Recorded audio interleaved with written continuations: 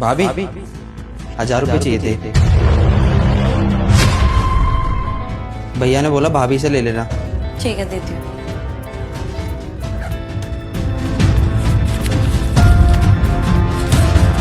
ये लो। भाभी ये तो 2000 रुपये है, मुझे तो 1000 चाहिए थे। कोई बात नहीं, बाहर जा रहा है कोचिंग के लिए, इतने तो लग जाएंगे। जा। थैंक यू भाभी। बेटा ये कौन है? पापा, ये इनके मामा का लड़का है। सगा? नहीं नहीं, सगे मामा का नहीं। तुमने इसको 2000 क्यों दे दिए? जब वो इसको अकल नहीं है, शादी होगी तब भी इसमें दिमाग नहीं है। अरे आज के टाइम में कोई अपना नहीं होता, पैसा ये अपना होता है।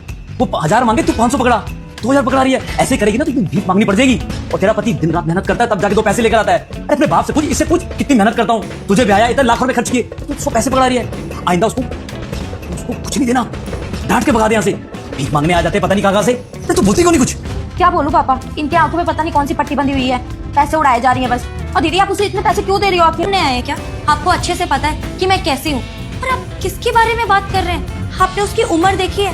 अरे छोटा बच्चा है, वो पढ़ाई पूरी करने आया है यहाँ पे, और आप उसको पैसे देने के लिए मना कर रहे हैं। पापा, वो उनके मामा का लड़का है, यहाँ पे पढ़ रहा है बेचारा, अभी छोटा है, उसकी उम्र नहीं है कि वो बाहर जाके नौकरी करे, और उसका सारा खर्चा हम ही उठाते हैं। और आप इतना कड़वा कैसे बोल सकते हैं किसी के लिए? शुक्र मनाइए कि विभोर आपकी बातें नहीं सुन रहे। अगर सुन रहे होते तो उन्हें कितना बुरा लगता कि मेरे पापा और मेरी खुद की छोटी बहन उनके रिश्तेदारों के बारे में ऐसी सोच रखते हैं। और पापा, आपकी तो सोच कोई पता नहीं क्या हो गया। और छोटी तू, क्या वो आपकी ना 2 लड़कियां हैं, मैं कहूंगी तो आपको बुरा बहुत लगेगा, लेकिन हारी बीमारी में ना आपको हम दोनों में से किसी एक के घर रुकना पड़ेगा। और अगर आपकी ये सोच रही ना तो मैं तो आपसे हाथ जोड़ ले रही हूँ। मुझे अपना घर तोड़ने का कोई शौक नहीं है। अगर आपको इसके पास रहना है ना तो शौक से रहिएगा। और छोटी तू, कल को जब शादी हो जाए ना तो ऐसी सोच के बाद ना तेरा घर कभी नहीं बसने वाला। कभी कोई दिक्कत हो जाए ना तो मेरे पास आ जाना, अच्छी ही सलाह दूंगी। पर पापा की बातें सुन के ना अपना घर मत तोड़ लेना। पता नहीं क्या हो गया आप दोनों को, यहाँ पे क्या आप लोग मेरा घर तोड़वाने आए हैं? दीदी आप कैसे बात कर रही हो पापा से? हाँ, पापा ने ही आपको बड़ा किया है और इतने बड़े घर में शादी करी है। खानदान की बहू और इस खानदान के संस्कारों का तो तुम्हें पता ही है।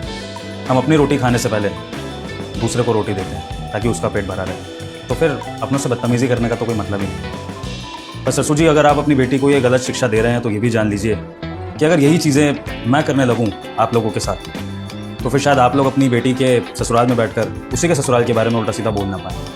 क्योंकि शायद पिछड़ी सोच के अकॉर्डिंग तो बेटी के घर का पानी पीना भी गुनाह होता है।